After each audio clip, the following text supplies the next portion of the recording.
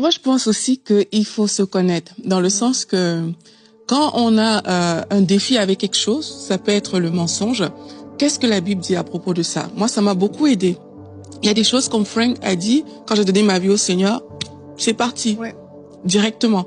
Il y a d'autres choses, justement, que j'ai dû travailler. Ouais. Mais ce que j'ai remarqué, c'est que quand il y a un défi, si vous voyez qu'il y a quelque chose qui est dans votre vie, un péché, commence à lire la parole de Dieu sur ce point-là.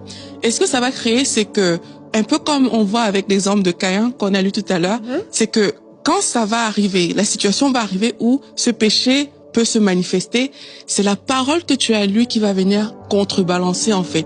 Si tu n'as rien pour contrebalancer ça à l'intérieur de toi, ben c'est fort probable que quand la tentation de péché arrive, ben tu tombes.